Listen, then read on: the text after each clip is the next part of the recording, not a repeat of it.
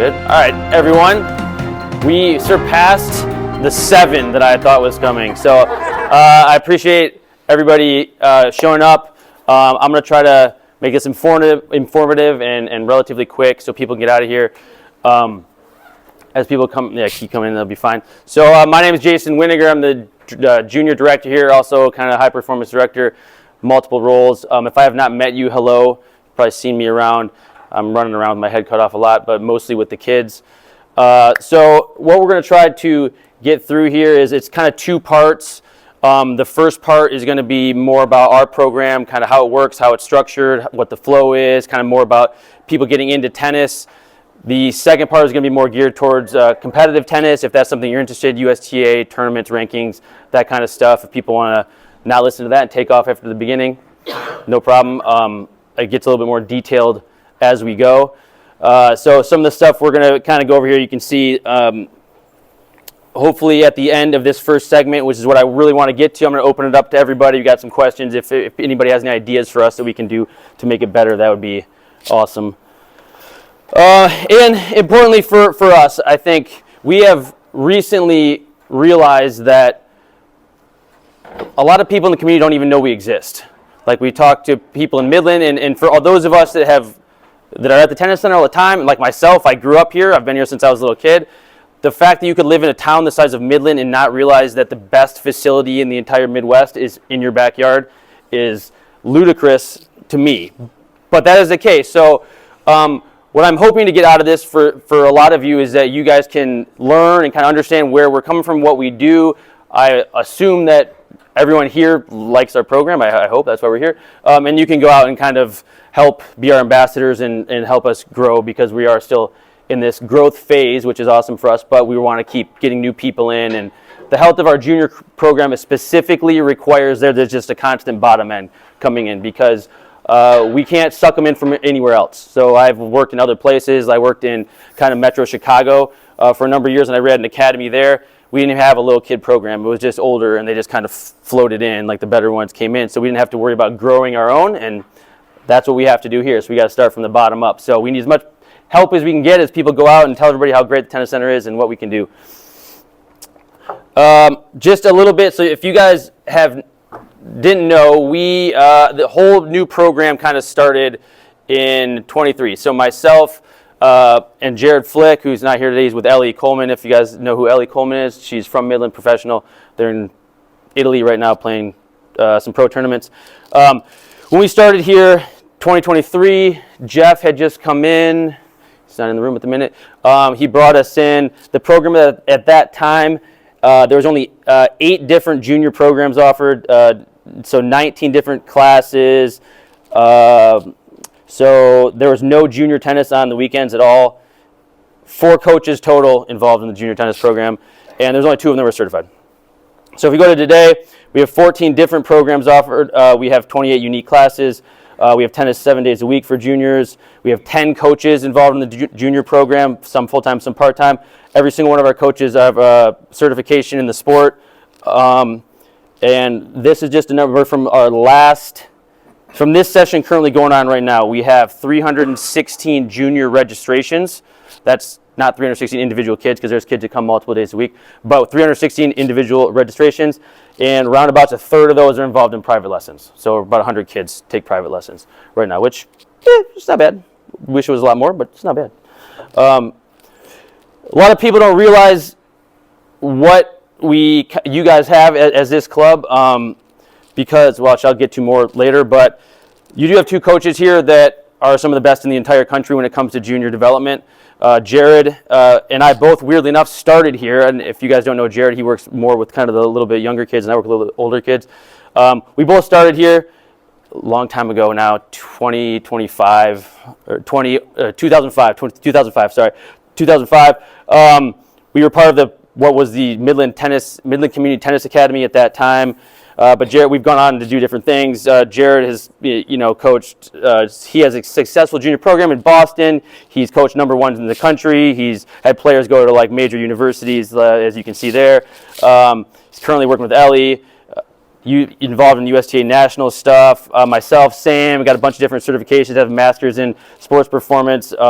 Coached Division I level women's team at Marshall University. I've worked actually with professional soccer teams in sports science as the Chicago Fire, North Carolina Courage when I was not doing tennis for a little spell.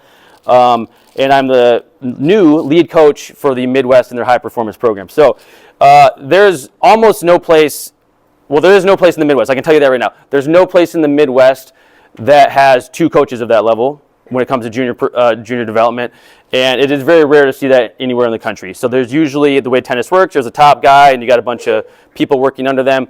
So it's an amazing thing to have. People don't necessarily understand that because we're kind of in this little world that we're in and we don't see what else is out there. But on top of us being here, the rest of our staff that's working with everybody also really, really good. I would argue that we have some of the best top to bottom staff at this moment of anywhere in the Midwest. Like our staff is very, very good. Everyone's dedicated to what they're doing. Everybody's invested.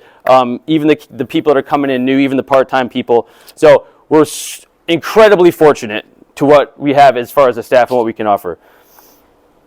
Okay, so quick kind of rundown. We have our programs separated into 2 kind of pathways. If I'm in your guys' way, I'm sorry, I'll try to get everybody. Recreational pathway, high performance pathway. I'll get into the differences in a minute, but I know this comes up a lot, like what is the progression? So we have a little kid, first, second, kindergarten, whatever. That's red ball. That's the name of our classes. We have preschool, kindergarten, first, second grade. We have a new red ball match play also on the weekends. So that would go to orange ball, which would go to high school academy, which is HSA, high school academy level 1, which is middle school also, and then high school 2.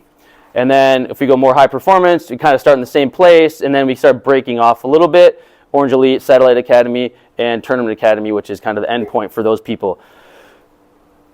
This isn't locked in. Like people can go, and we have people moving along either way at any level, so that's not something that is set in stone. That's just kind of, if this was your mindset, this would be sort of what you would do with a kid, and kind of the opposite going that way. Each one along those, we have different kind of side programs as well. So okay, if we're talking, what is the difference between recreational and high performance? So I kind of broke down a couple different things. The biggest one is commitment. So like how much are you playing? Like how much are you here? How many hours are you putting in? That's the biggest separator. Mindset as far as like what is your, how are you, is it a fun activity? Or are you just here to kind of to get some exercise, have fun, enjoy it with your friends, or is there a greater purpose with it, which is the intent? Like, are you trying to go somewhere with it? Are you playing tournaments, or are you trying to go to college? Like, is there a goal at the end of the tunnel that you're trying to reach? And with all of that comes where I step in a lot of times is the accountability, right? So if we have this purpose and there's a drive and there's a goal we're trying to hit, there's going to be issues if we're not doing the things that we should be doing to achieve those goals, right? Whereas if you were more on the recreational side, the goal is to have fun. The goal is to get exercise. The goal is to hang out with your friends. The goal, of course, is always to get better, but that's going to happen kind of in the process of enjoying what you're doing. Sometimes on the high performance pathway, like if you're trying to achieve a high level in any sport, sometimes it's not fun. It's a job at sometimes, and that's sort of the difference. Most of the kids that show up that would be on our recreational side, if you said, okay, today we're going to do stuff for 2 hours that is not fun at all, they'd be like, I'm out. Like, that's not what I want. Like, that's not why I'm here, which is fair. Like, so we want to have the opportunity for everybody, whatever their goal is, whatever they want to do. Okay, so this is just kind of an easy one. I get this all the time. Okay, when we started here 3 years ago, most of the people were sitting in this zone right here and wondering kind of why they're not better. If anyone here has ever achieved a decent level, I'm sure we have. If we think about it, like I'll use an easy one. Let's think math, okay? So we want our kid to be good at math. If we did math once a week, how good would that kid be good at math, right, by the time he gets done with high school?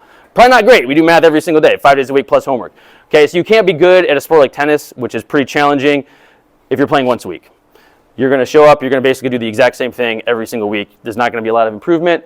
If you move up to 2 days a week, you're going to start to see a little bit of, okay, so things are going to start moving a little more. There's going to be some progressions. You're going to get better. You know, if you're a lower level high school JV player, that's kind of where you're sitting in that zone. You add in some private lessons in there in your 2 days a week. So now we're, getting some individual instruction okay, now we're really going to start improving.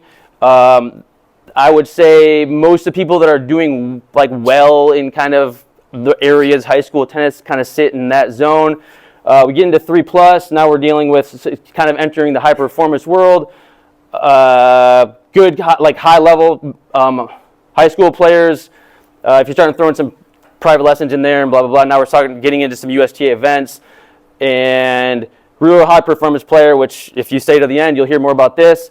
But that's a full-time commitment. You're here all the time. That's what you do. That's your thing. You're in USTA events. You're maybe thinking about college. Like there's a whole pathway that you're trying to go down.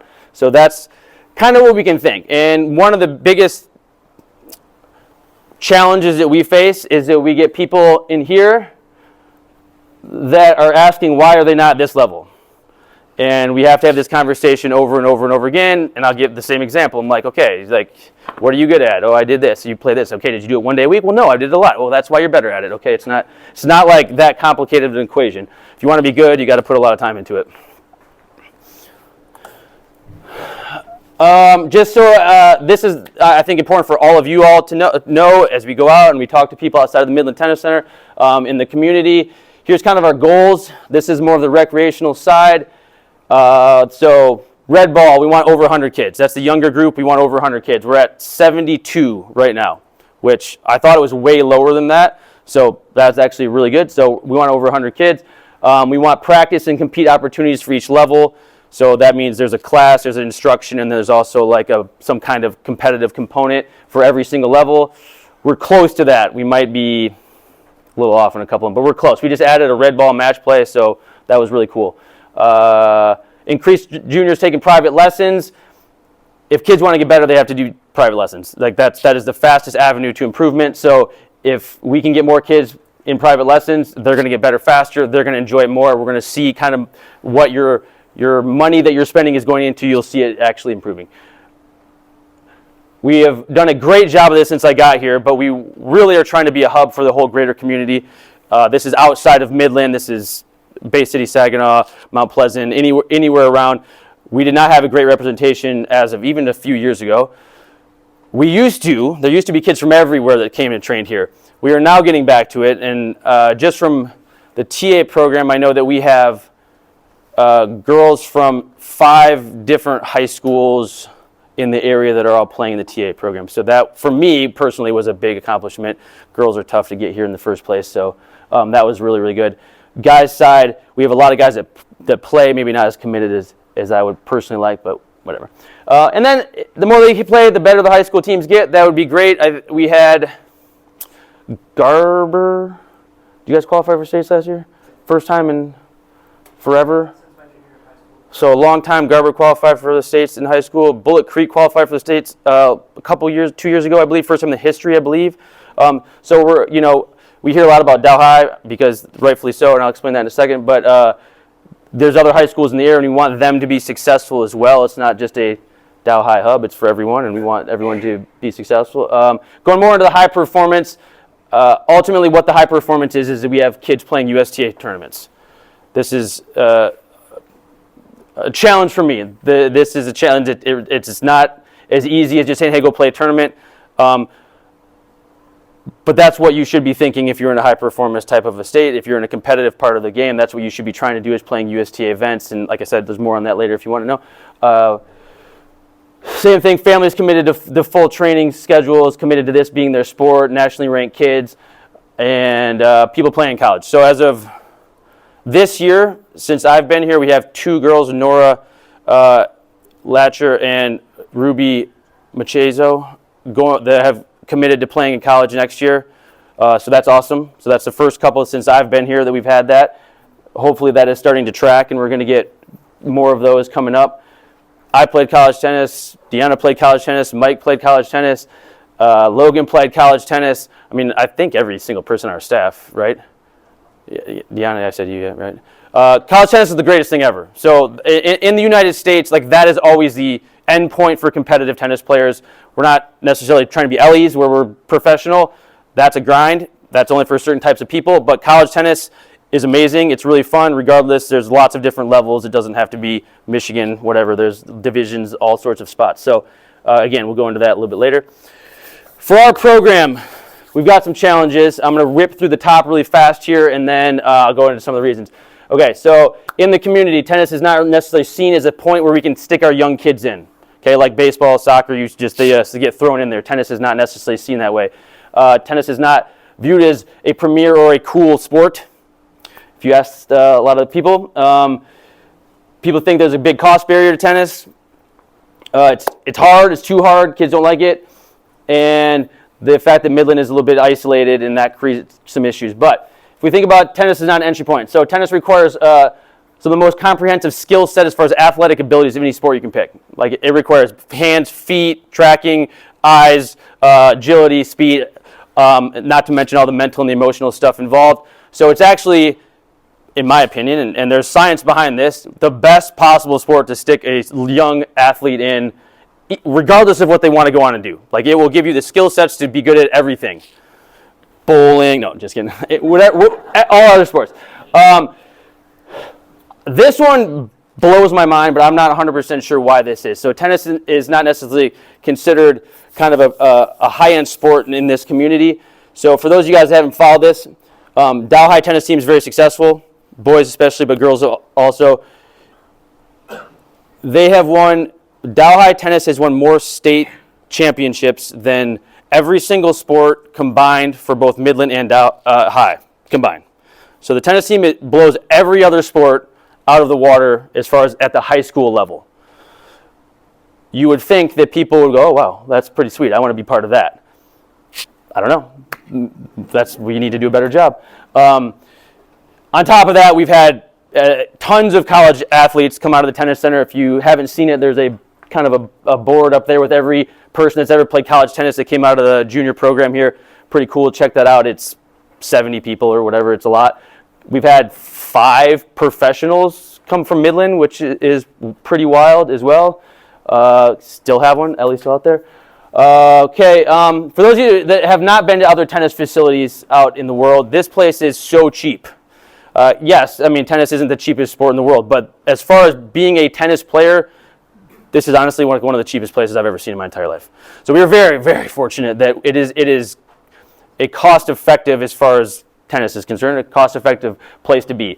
The facility I was in Chicago, for instance, 5-court indoor facility, booked all the time. My private rate was $150 an hour. Groups were $47 an hour. So groups here are $20 an hour. So, I mean, it's pretty crazy. Tennis is hard. I'm not going to lie. Tennis is hard. But kids like to be challenged, right? Maybe not at first. But once they start to realize that they're learning and they're improving and they're getting better, they tend to like that, right? And to me, as a new kind of sort of parent, I'm learning this. We need to keep pushing kids, keep making things hard for them, keep forcing them to be challenged. It's a great sport to do it because it never gets easier. People that play tennis know this, right? It doesn't ever get easier. It keeps pushing you. I'm going to go on this a little bit more later, but there are some challenges that we have in this area, being kind of isolated from the rest of the tennis world. And just what I want to say with this is that kind of the stuff I've already talked about, it's hard for people that have only been here to understand how amazing this is. How great a facility, how great the coaches are, how affordable, how many things are offered.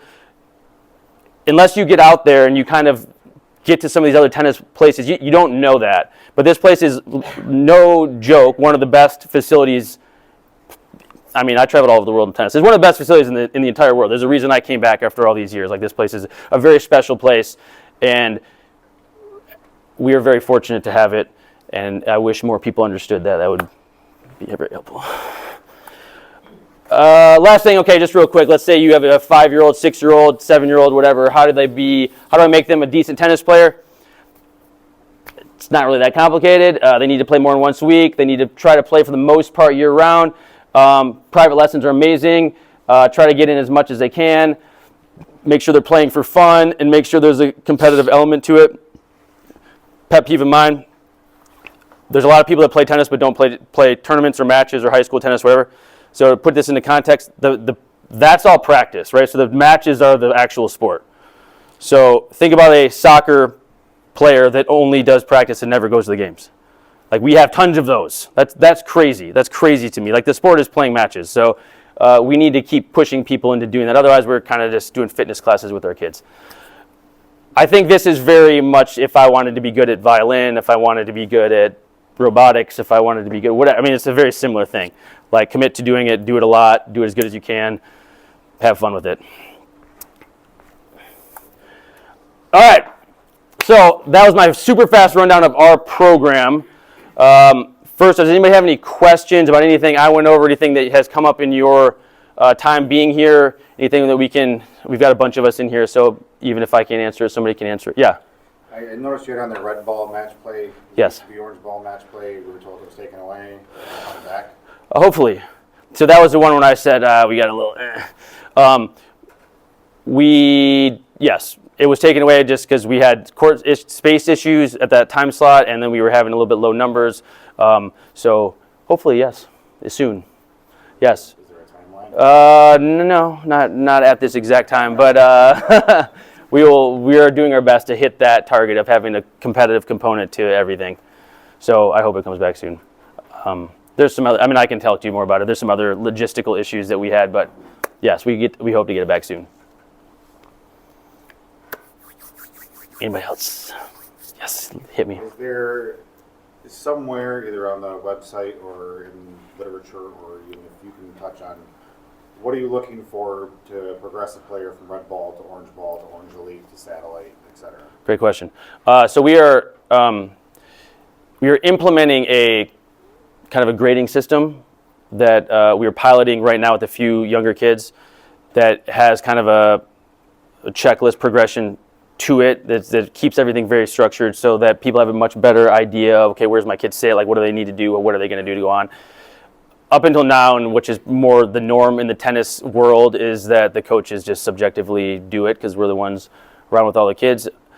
That works, but I think the parents would much more appreciate actually having an idea of what's happening. So we are rolling that out. We plan it to be in full force by the fall, kind of in the fall programming, but we are in the midst of doing something like that. Yeah. Yes. I have to build on that. Is the expectation that the coaches will then inform parents and players whenever they're ready to move up, or should parents be prompting that question? I think it is a two-way conversation. So coaches should be having discussions, especially if you're in private lessons. There should be a dialogue there as far as where the kids stand, and that's one of the benefits of having private lessons is you tend to have much more close relationship with the coach, so you figure that stuff out a little bit more. But that being said, as well, like I would rather parents start asking me, come to me, figure out what's going on. In the high performance world, parents tend to be like pretty like this. Everybody's very chill here. I actually am like, I'm missing somebody like, why isn't my kid's forehand better? Like, I would love to get a little bit more energy coming from the parents on me. So yeah, if I have someone coming going, what's up? You got to explain this to me. That would be actually great. Jason, kind of building on that. Yeah. So you're kind of referring to a report card, basically. Yeah. So we're in the process of finalizing what a report card is going to look like. So during each session, you guys will get a report card on your kid's status on how they're progressing through the program. Part of that. You guys will get one. Part will evaluate their mental, emotional state. And then Just give you a piece of paper. It says not there yet. Like, hey, this is what class we're going to be in, or the recommended class for next session would be X class. So we've kind of recognized that there's a little bit of a disconnect. We talk all the time about where the kids should be, but then you guys should probably know that as well. So that the plan is next session, those will be getting out to you guys for basically high school 1 and below that. You guys can kind of take care of TAs. Does that answer your question? TA just gets me yelling at them. That's what's happening. Yes. Yeah, because does the tennis center has more support for the little junior players? Because as you said, you mentioned, we want them to have more practice besides private lesson. Sure. And the fact is, we are not the pros, so we cannot play with them, to practice them, but we use ball machine. Mhm. But the fact is, ball machine is really hard to reserve because only on court 1 and court 10. And sometimes when we have time, like at weekend, it's get games here, so we cannot Yeah. use the ball machine. Mhm. And the other times when the court is empty, could be used. Sometimes just other players, the adult players, they just prefer to the edge court, and so they book the court. So we cannot use the machine again. And sometimes the private lessons, even there's an empty court beside it, it's still on this court. So we cannot use it. How can we? Yeah. So for those, first off, for those who don't know, we have new ball machines, brand new ball machines. They're really amazing. Everything's on an app. You can program everything. They're super great. They're battery operated, so you should be able to, if there's been some like, you should be able to move those to a different court. So we will make sure that Now it's you can take them to a different court. Yeah. that's good. Yeah. So we have two on these two banks, two ball machines, one on court 1, one on court 10. But you can just Okay, yes, push them. because every Yeah. time I get there, they told me only 10 and 1. Yeah. Well, when we had the old ones, that's what we kind of had to do because they're very cumbersome. But and the cords, and there was only certain sockets and blah blah blah. But the new ones are super easy to move around, so you should be able to take that ball machine wherever the heck you want, as long as it's in the building. And they are really cool for those of you who haven't used them. So right now I've got a preschool player, red ball player, orange ball. Well, my son went from orange to orange elite. So, Awesome. and it's been months of that, but just the feedback on that level, the information about when the next session is very inconsistently posted.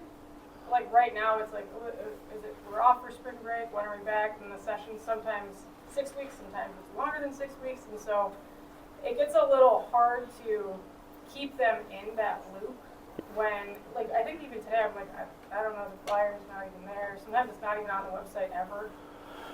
And then club automation is also sometimes not easy to find. Yeah. So. You weren't supposed to bring this up. But just to build on that, though, it's hard for us to go spread the word for people Yeah. when we have no idea when the Yeah. word should be spread. So we agreed. A couple of things. So we are in the process of building a new website, getting the communication to where it is easily accessible and digital and linked right into Club Automation, so you can sign up. It's a big process to do that. Our website is pretty trash. I'm not gonna lie, it's bad. But it is in the process of getting better now. As far as we're trying to get away from some physical mediums as well, so we're working on trying to do QRs and kind of those kind of things. You just caught us in a transitional phase.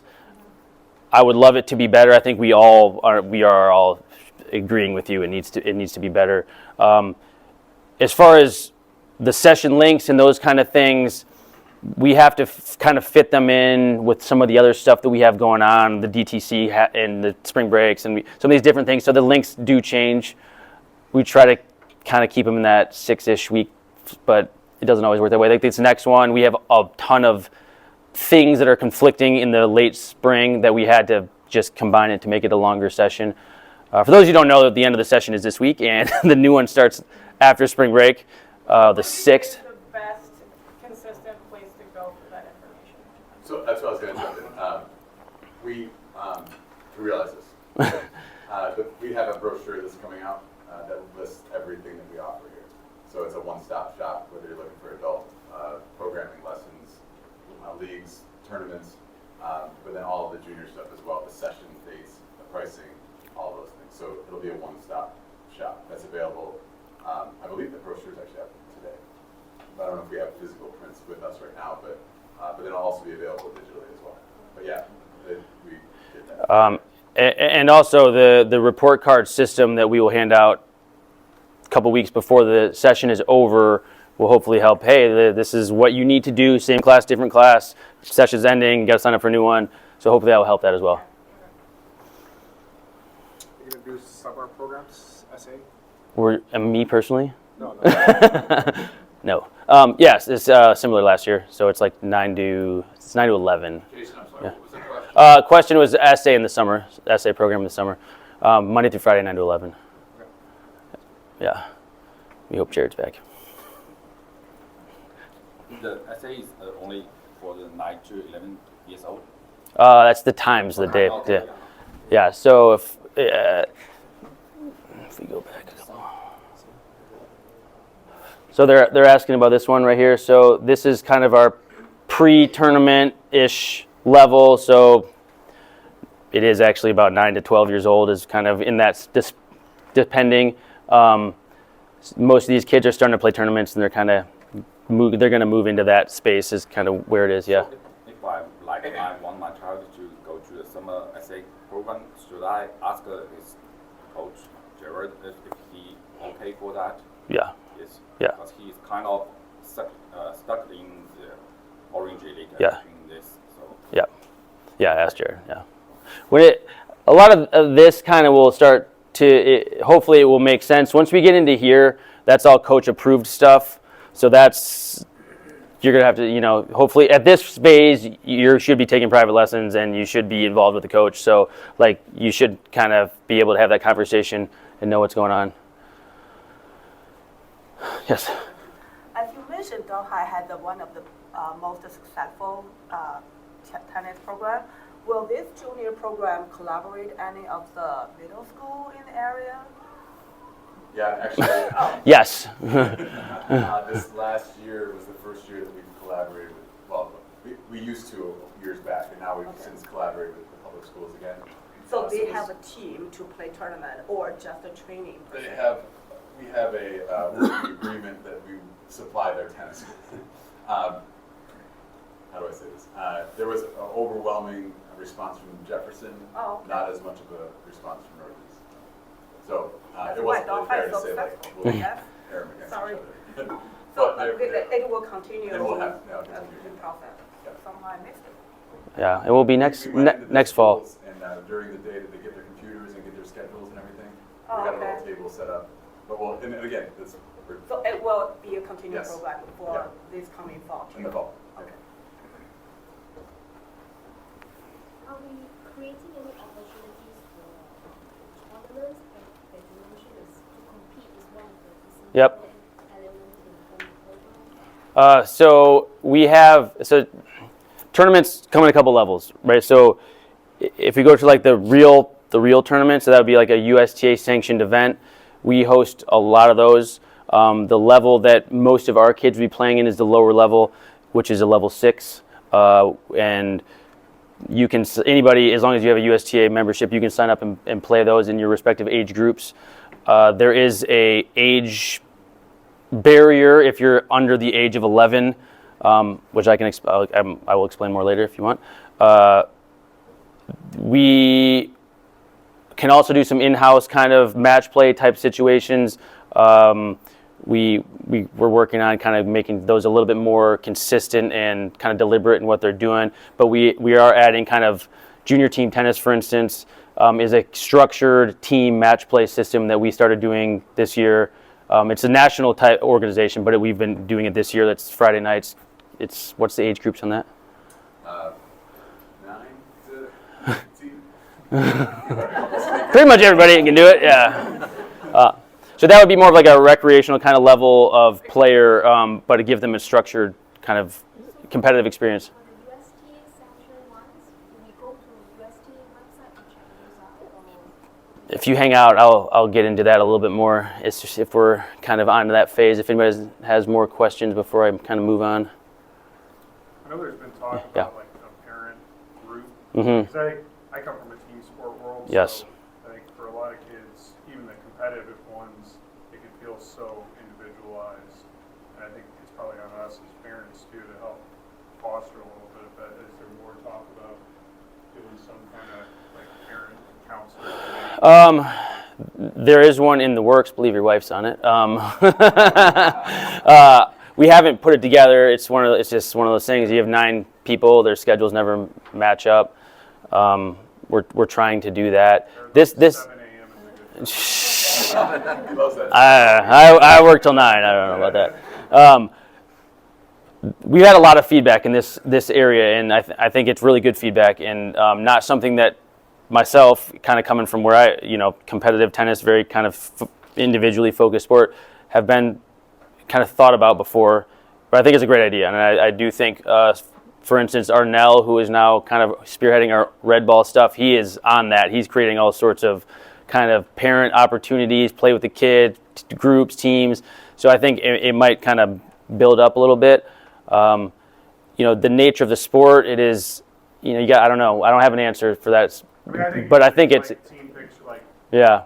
academy, like group pictures. Or Yeah, no, I feel like they're not missing out on the stuff that they're. I would openly welcome ideas.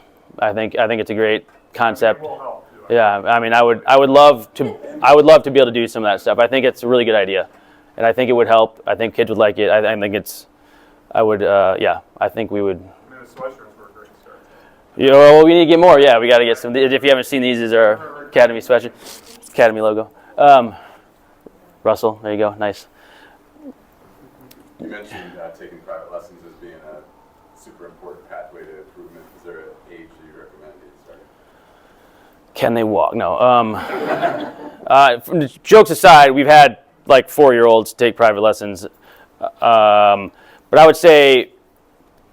Can you explain what a 4-year-old lesson looks like? Okay, someone who's 4 years old.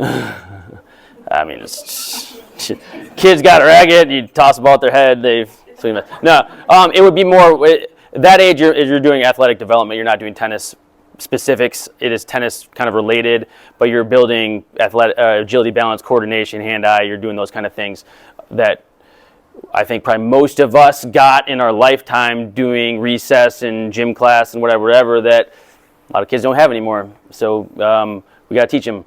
And I think we have a great ability to do that more so than a lot of other sports.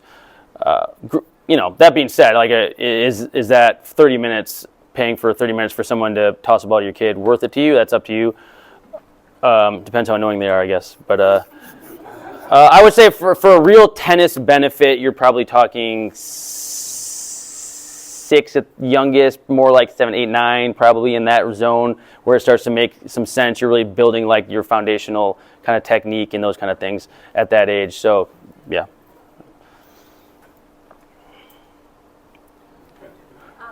With a page where it said like 1 day a week, 2 day a week, 3 day a week, is that universal for all ages, do you think?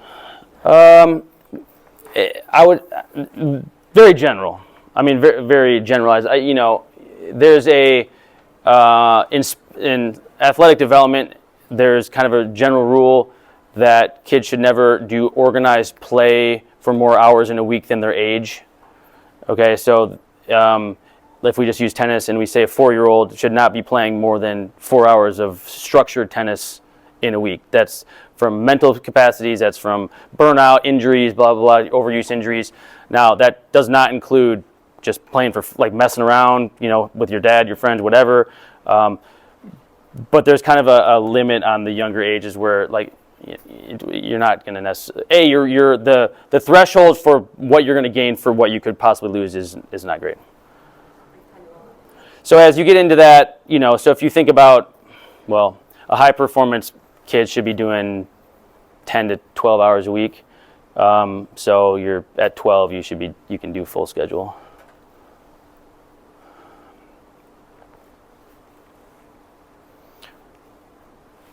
Yes.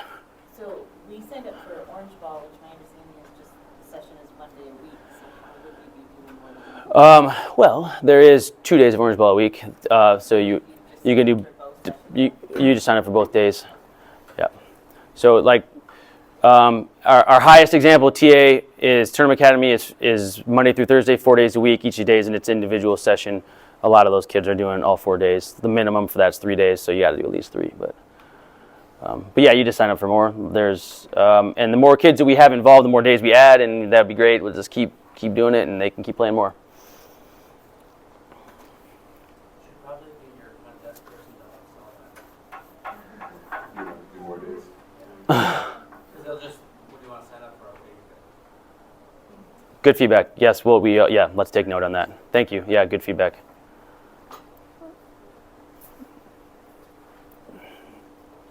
Else, general kind of program questions.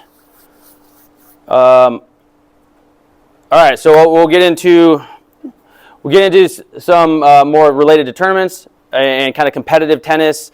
If you're just interested in what that looks like, if you have younger kids, if you're thinking, okay, is that for me? Okay, you can stay and you can listen. If you are in that world, then okay, this would be very valuable information. And if you're good, then thank you for coming. I really appreciate it. There's a way bigger turnout than I was hoping for, so this is awesome. It shows we got some interest.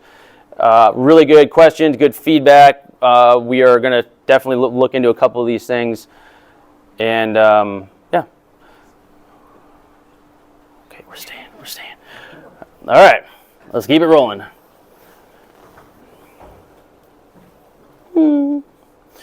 Okay, so USTA two-tiered structure. This will be fast. If you have individual questions, you come to me. So the 10 and under program, it's a little small. 10 and under program is called Net Generations. You're not allowed to play yellow ball regular tournaments until you either are 11 or you graduate through this system. These are orange ball and green ball tournaments. Those tournaments are like little 2-hour blocks. They're super easy, one day, little 2-hour blocks. And there's kind of a point system to it. And as I said, you get 100 points for just doing the tournament. You get 100 points per win. You can get maximum 500. And once you get 1,500, you can get out of there and you can go play other events. If that's your thing, you can keep playing them if you wanted to. This is new. Anybody that's involved that has been around the USTA a little bit knows that it changes all the time and it's really complicated to kind of figure out at first. This is annoying to me. I wish we could just say, hey, this kid's good enough, let him do that, but you can't. So you have to get through this system. Is he through? Bo-Ray's through? Not yet, not quite yet. Carter's through, right? Yep. So we've had actually quite a few kids that have gone through this. What ends up happening is basically I just rig the system. I just create the tournaments and just make sure everybody gets their points and blah blah blah and like get them through. We need to do more of those. We haven't done as many. So you have to, if 10 and under, this is kind of the pathway. There's an orange ball and there's a green ball that you got to get through. Assuming they're all the time. This is just showing everyone. There's one every single weekend somewhere in the state of Michigan. Does everybody know what USTA is? Yeah, know what it does and like who they are and everything. Yeah. If I just blow through sometimes I forget. Just let me know. Okay, so USTA junior tournament. So almost anything you're going to do as far as junior tennis competitively outside of high school is going to be a USTA sanctioned event. Those are split by gender and by ages. So there's an under 12, under 14, under 16, under 18. There's closed events, which means only certain people can play. There's open events. The lowest, there's level 7s, which are like one-day events, but the lowest normal tournament, I would say, is level 6, and then a level 1 is like the highest national championships. There's only 3 level 1s a year. Level 3 and up. We just had a level 3 2 weekends ago. That's considered national events. For those of you that are involved in this, like there's a whole schedule to it. I'm just going to flip to it real quick. Can't really see this, but this is what, like each weekend is a specific level of tournament. So there's dates. There's level 6s wherever they want, but like whatever. This is, I can't even see it, but that's a level 5 weekend. This weekend coming up is a level 5 weekend. We have a level 5 here for certain age groups. If you ever want to know, this is what you Google. Midwest Elevated Tournaments 2026, and this will pop up. So you'll see the schedule. Let's see. There are other tournaments out there. WTN is World Tennis Number. UTR is Universal Tennis Rating. I'm going to talk about those in a second. ITF is what the high international juniors do. I don't want to miss over some of this stuff. Let's see. As far as age goes, you can play, let's say if you're in the 12 and unders, the month that you turn 13 is you can no longer play in the 12 and unders. So the month before your birthday that you turn 13 is the last month you can play in that age division, and then you got to play up in the next age division. You can always play up. You can't play lower than your age division. You can do, if you were 12, you want to play in 18s, and you can get into the tournament, then go for it. Wouldn't suggest it, but go for it. 12 the youngest? 12 is the youngest, like regular structured tournaments. Yeah, usually 12. So I mean, if you get out of the 10 and under events, like let's say you graduate out of that at 8, you can play 12 and under events. Yeah. Is age representability in that case, or is that what you're talking about a level? Levels are ability, age is just age. So like you would say Tango is going to play a boys 12 and under, level 6. Okay, so that would he play. Let's say he's super good, he might play a boys 12 and under, level 3 or something like that.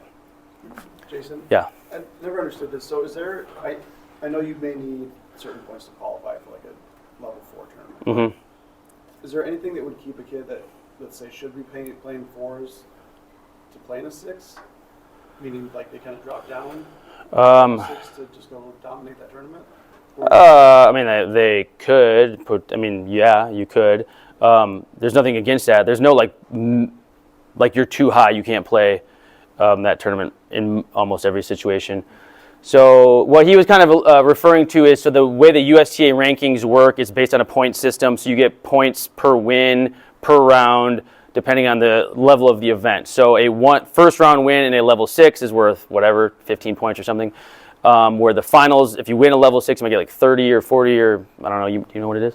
I don't remember now. Yeah, I don't know. You win a level 1, it's like 3,000. Okay, so there's like this huge point. So you have to start kind of at the bottom. You build your points up through winning.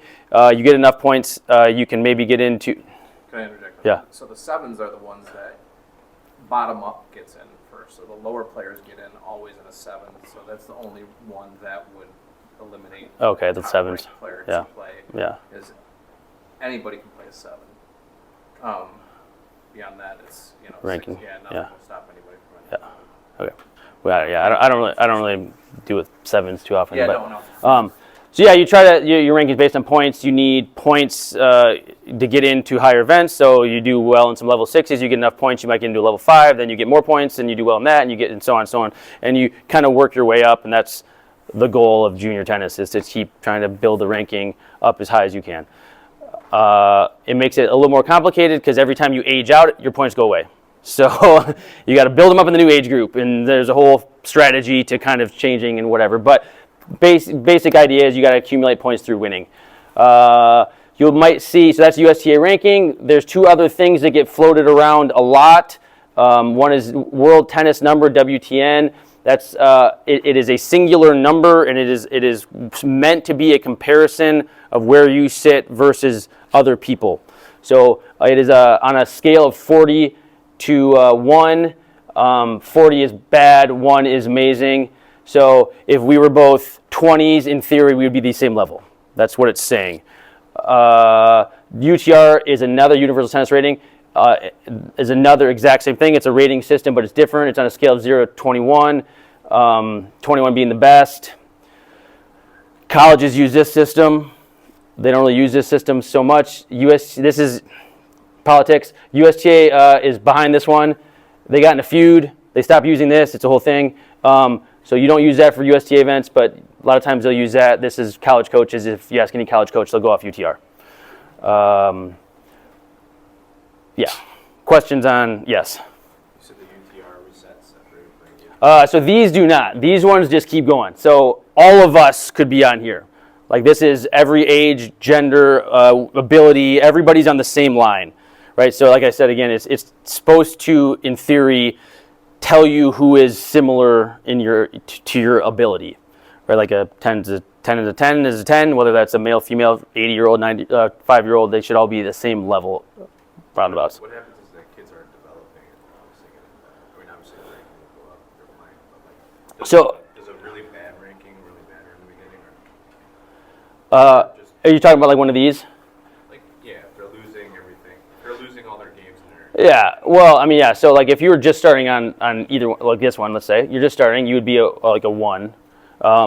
And if you never won a match, you'd stay a 1 ever. Like then if you start winning you up, and it's not really that important. Like it's as they get more into the tournament world, they start really looking at those as far as their self-worth kind of thing, which is unnecessary because it's just an algorithm. It's not like it fluctuates. But if you have a young kid and you're like, oh, hey, they're a 2, whatever, it just doesn't really matter.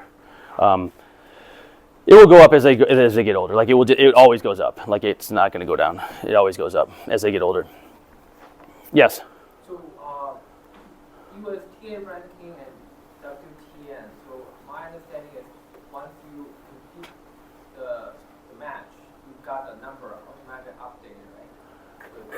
If it's put in the computer, yeah, it's put through the website, yeah. They got the UTR rate. Well, yeah. So, really short answer is the company itself goes and scours the USTA site, puts it all in manually because the USTA refuses to give them any information because they got in a feud. Yeah. So blank term. So if you have a WTN number, you probably have a UTR number too? Anyone that's played in like an official event will have both, yeah. Any adult kid, adults. If you played in a travel team, if you've been in any sort of anything, you'll be on there. If you want to be humbled, go ahead and take a look. All right, just kind of as an example here, I threw out just some ideas. Okay, so Chase's parents. Chase Martin's one of the better kids in the TA program. He's played number 1 at Dow High last year. His USTA district ranking, which is kind of our area, he's number 1 in our area. He's 81 in our section, which is the Midwest section.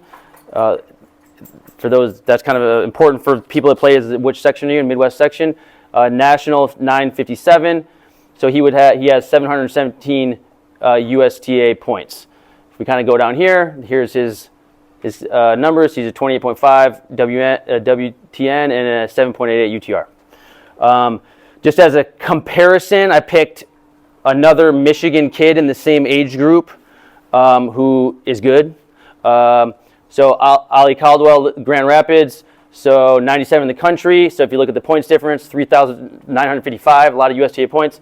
Number 7, So his UTRs and WTNs, you can kind of see the difference there. Let me go, same idea, go younger. Cami just started playing USTA events. She's one of ours, just started playing USTA events in the spring. So her ranking, number 1 in our district, 84 in the section. And then comparatively, she's 11-year-old girl, UTR 2.6, right? Young, haven't been playing that, versus this is a 15-year-old, 16-year-old, whatever, good one. This girl's from Ann Arbor, super duper good. Also, she's actually 12, but Audrey Yang, just as a comparison, so as a 12-year-old girl, her UTR is 7.2, which is almost Chase. Right, so the reason I put those up is to highlight, like, what we have here. We got to remember, it's hard for us to sometimes get the comparison. Like, just in the state of Michigan, if we don't get out of this place, like, we don't realize where we stand really, how good other people are out there, who are we really competing against. Like, it's not here, it's out there. We got to go, and this is me personally. This is what I'm chasing. This stuff. I'm going to get to that in a second. I just threw this on there because our end goal is college tennis, for me at least, for our tournament program. This is UTR's range for college tennis. So like a Division I men's is going to be a 13.5 to an 11-ish. Like if you're in the lineup, if you're 1 through 6 in the lineup, if you're playing. So that's like a 100 in the country team's last guy is an 11. Our best kid's a 7. Okay, women obviously. So you can see as it goes down in levels, but it still stays pretty high. And women is just obviously a little bit lower than men. So for me, these are kind of what I'm shooting for as far as with the kids. Like that's the numbers we've got to achieve in order to get them into college teams.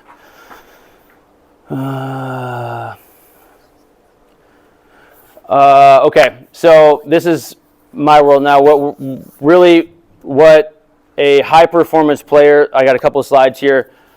I'm going to try to go through fast because we're getting short on time. But competitive player is going to be playing between 1 to 2 tournaments a month. So we're talking 15 to 24, 25 events a year. Chase plays that many, but almost nobody else here plays remotely close to that. Not even in the same, not even remotely close to that. So our kids, that's part of their hurdle. They need to play a lot more. 80 to 100 tournament matches a year. Let's just go back a second. 26, 22. Okay, see, these are all good. 129, 152. She just started playing. 109. So if you want to be good at tennis, that's what you're shooting for. Let's see. Yeah, 12 and under, a little bit less. There's a 1/3 rule from a kind of sports psychology standpoint.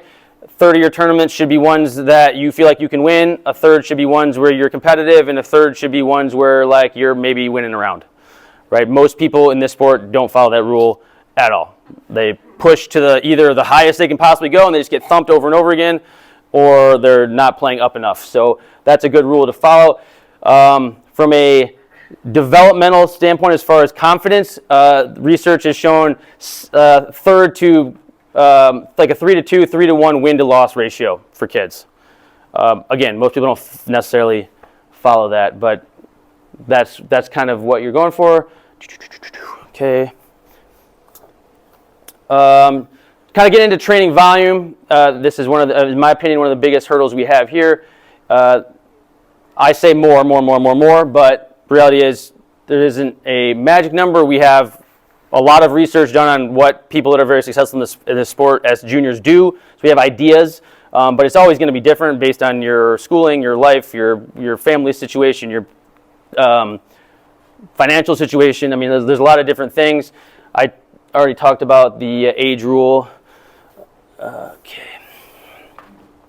All right, so high performance player. This is what you would be looking at if you are fully committed to being a high performance tennis player.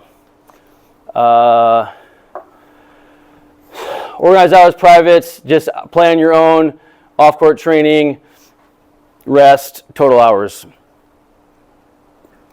So kind of in this world, 10 to 12 hours a week. How many hours of soccer do you think they play? How many hours of basketball do you think she played? Oh, probably 14, 12 to 15. Okay, so high-level basketball, you're talking same range. I know a gymnastics center across the street for the high competitive ones, you're talking the same range of hours. People here, since I've been back, look at this and are like, that's a lot. Part of the hurdle that we have is that at this club, which has a rich history of developing really high-level tennis players, there was a long period of time where there was always good players. So a 6-year-old coming in could go, that player is doing this, X, Y, and Z. Okay, that's what I should do. Parents could look at it and go, okay, I want my kid to be like that. What is that kid doing? Okay, we do that. And then it just flowed. It just went up. And that was broken due to many factors at this club. And no one now has that person to go, this is what you're supposed to be doing. So it just kind of regresses to the bottom, which is, I play a couple times a week in group, and that's cool. That's what I do. And then everybody starts doing that. And it takes somebody kind of to step out of that to just go, actually, I want it to be good. I'm committing to this schedule. This is what I'm going to do to try to be good because this is what it's going to take. And we've got a couple. I would say we've got 3, maybe, families that are like doing this. In fact, they're all in the room right now, so that's awesome. But not many, right? This is, for most people, they haven't, as a family, made that commitment. This is what my kid does. This is their thing. They're going to be good at this. I'm all in. I'm going to make sure that they are as good as they can possibly be, whatever level that might be. We're going to do this. Jared and I, like this is our hardest thing. This is what we're fighting against. As I kind of alluded to in the earlier slides, you cannot expect to be good at this sport, like good, like national, like really good. Go to play in college if this is not what's happening. Like there's no way to do it, right? This is what it's going to take. So for the thinking is 10 hours of just tennis. If they're, say they're 10-year-old, yep. Don't max over their age, Mm-hmm. just for easy math. If they're doing soccer and tennis in a week, are we counting those hours Yeah. together? Yeah. So younger kids, very good. I didn't talk about this. Younger kids, it's great to play other sports. We are not here in the business of saying you need to specialize at 6 years old by any means. We for sure would love kids playing other sports. There is a point if this becomes your sport that you do have to specialize, right? This is your thing. But when they're younger, doing other sports, you got to look at it as just athletic development for sure. That would count. Now, tennis is a skill sport, so you do have to do it, at least get enough repetitions that you're maintaining, if not building the skills. So it doesn't work that well if you play for 3 months and then you don't play for 5 months, and you come back and you've lost everything that you got. In fact, from a motor skills learning, you lose what you gain every 7 days. So if you're playing once a week, you basically are just starting over every single time, right? So you got to be more repetitions than 7 days in order to maintain, not just improve. So if you play during soccer season, he plays twice a week. That would be great. He's maintaining. He's doing something good. He's being athletic. Okay, soccer season's over. We can do more tennis. Like, that's perfect. Let's see here. Can you touch on those 10 to 12 hours? Let's say it's all tennis. What does that consist of? So, I mean, organized tennis. Okay, so that's groups. That's groups, privates, where you are with somebody telling you what to do. Okay, so you're not out with your friends. You're not just having a good time. Like, you are actual training. Like, there's structure. There's expectations. Okay, so that's kind of what this number. Again, this is your final numbers, right? These count towards your final numbers. Some off-court stuff. One of our problems is we don't have a good off-court program. This is just doing whatever you want. Privates have their most value kind of in that 12 to 14-ish range. As they get a little bit older, it kind of progresses into some different stuff where they're hitting more with kind of peers in a controlled setting. I know that people are going to look at that number and go, well, you don't have that here. And the truth is, yes, we don't. Like, this is true. We don't right now because we don't have the demand for that. I would love to have that number. I'm happy to create enough so people are playing that much if people wanted to play that much. But right now, I'm pulling at everyone just playing 4 days a week. So we're doing the best we can. I'd love people to play more. We want to give more opportunities for people to play. I know, let's see. I mean, Ellie, well, she's a bad example because she's really good. But let's think of another kid that came from here. Jonathan Small, who was a top 5 in the country boy, played at Notre Dame. He started here when he was 12. He was probably playing 15 hours a week probably. At 12, he was doing like 4 privates a week, all the groups, a bunch of extra stuff. So, yeah. Oh, yeah. Sorry, you know somebody that's like in their 40s?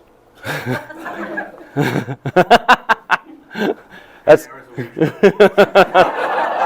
it depends how good the knee braces are. Hey Jason, are you good with sending this if people reach out to you? Yeah. I mean, we are recording it and we're gonna send it out. But even a slideshow. Yeah. People taking pictures. Oh yeah. I can. Share. Yeah, if you want to see this. This is the last thing I have, everyone, and I've been all over the world teaching tennis, coaching tennis. I started here. I grew up in this town. I feel like I have a very unique perspective of what this town is, kind of the unique challenges that we have here. Very successful junior program. When I first started, went and left, did a bunch of different things, been all over, been in different countries. Okay, so we have a couple hurdles for us having a really high level junior program. And I've alluded to some of these already. The biggest one is if we don't get out of here, we don't know where we stand. Right? And that's the biggest challenge. We live in this, I kind of call it the Midland bubble. We live in this little world where, I mean, we have this perfect facility. Oh, this is amazing. This is what it's like everywhere. This is unbelievable. I'm so good because I'm in the best of my group. Like, this is great. You don't know that you're not unless you go somewhere else, because the goal is not to beat people here. The goal is to beat everyone else. And if you can't play a tournament somewhere else, if you don't leave, you don't know. And the people that Hallie trains here, right? She's super duper good, obviously. She trains here. This is a great place to train, but she has to go find competitive situations elsewhere, right? That's true anywhere unless you lived in South Florida or something. So my goal in life is to make the junior program as high level and as good and successful as it can possibly be. I just wanted people to understand kind of where my hurdles of what I have to try to get over and try to convince people and get them to understand and learn because I believe that only if people are educated enough in kind of what we're dealing with that they can make the right decisions to go, okay, I understand, I want to do it, let's go. And those are my favorite people. That's all I've got, everyone. I went over a little bit, 7 minutes, apologize. Does anybody have any high performance tournament related questions? I glazed over it really fast, but.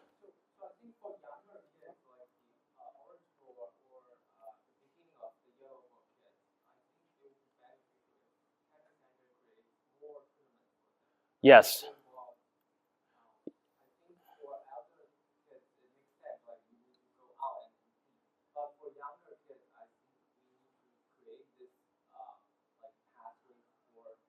Yeah, I know. I mean, Mark, we had it, right? We had it for a year.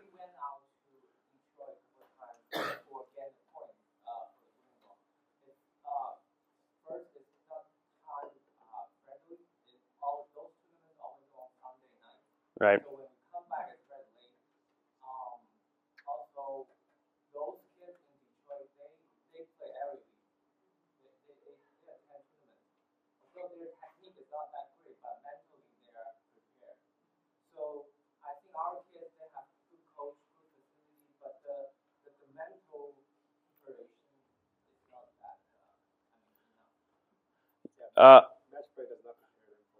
Correct. You know what prepares them for tournaments? Playing tournaments. Yeah, this is part of our challenge. Is if we have tournaments here, it is good. Like we did do the green ball ones for a while, and that was successful. It's just I'll take ownership of that. Like I just didn't have time to do them. I'd like to do them. We've talked about doing them.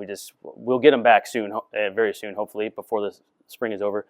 That's where I think you're starting because you started. Well, we just have to sanction them and get them on the USTA site and whatever.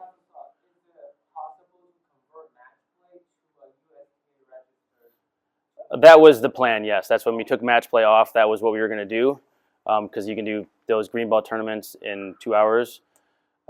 But again, let's say you get out of the green ball. If you're only playing, even if it's a sanctioned event and you're only playing the kids here, you don't see those kids from Detroit that are playing all the time. Like again, it's the same problem. You don't understand where you are, where you stack up, how level you are. So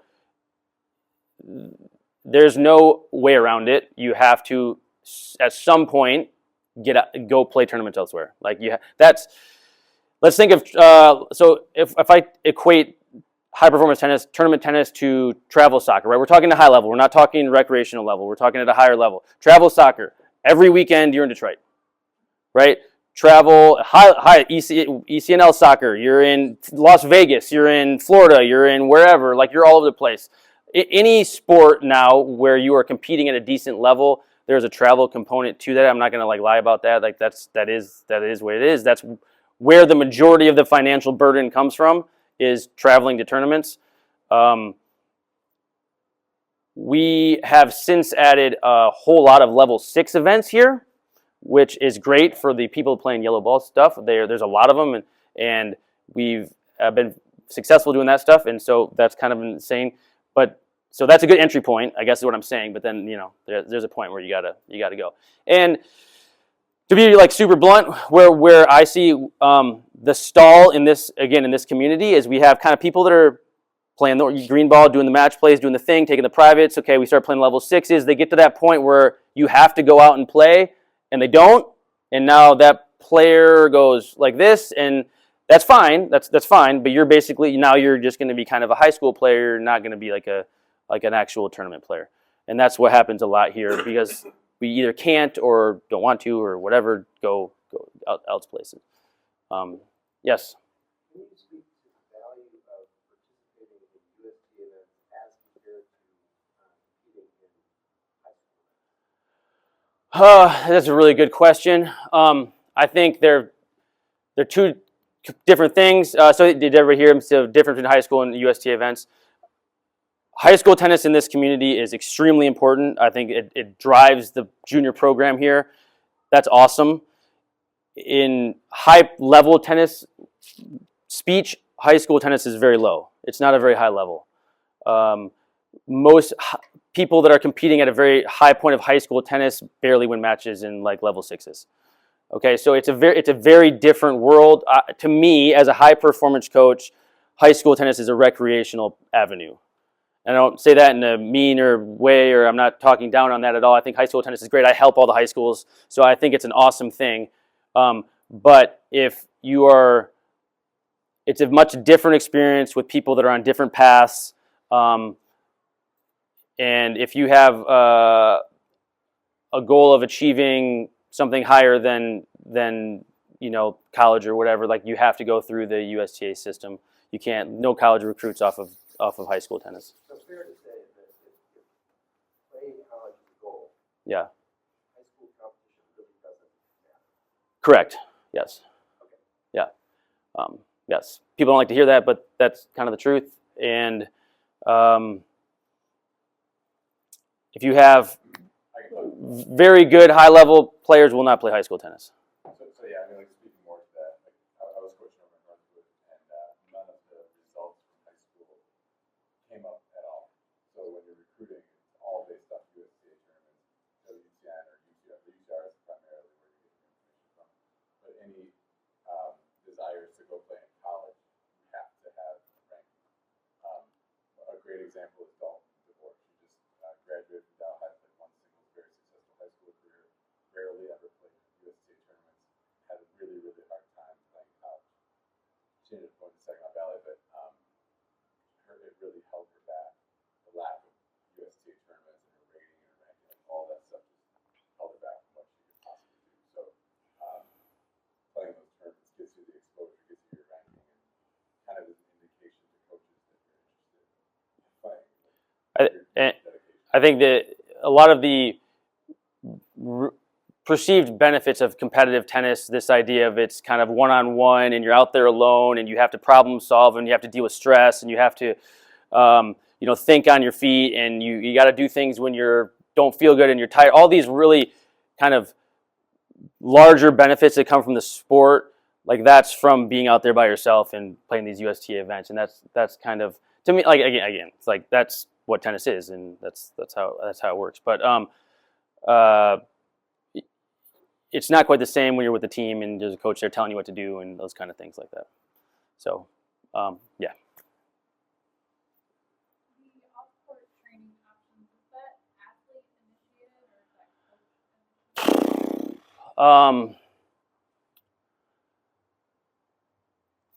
I don't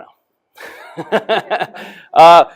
There are some people. I mean, we don't have like a youth performance training program that is valuable to me in this town. There has been phases where we don't right now. I've tried to communicate with some other people. There's some trainers in town, for instance, that Chase works with a guy. What's his name? Okay, so John My Shot. Okay, in Bay City, it works with good athletes. I think it is everybody do whatever they can to figure this out kind of situation. But that is something that I would say our team, if you're committed to it, will work with you on that structure and what it can look like. We're not. Yeah, it's not out. Like we just don't have a good solution. So, for instance, like I have a background in sports performance. Went through graduate school, worked with pro teams. So I do all Ellie's off-course stuff. So when she's here, I do all her training. So it's not that we're not aware of what to do or like there's not educated people. It's just figuring out a way to fit it into the system. Homeschool, that makes life a little bit easier. We can come up with something. Yeah, but yes. So we can have that conversation for sure. Yes. Sorry, that was a long answer. But we can have that conversation. All right, people are looking ready to go. Anybody else have any questions?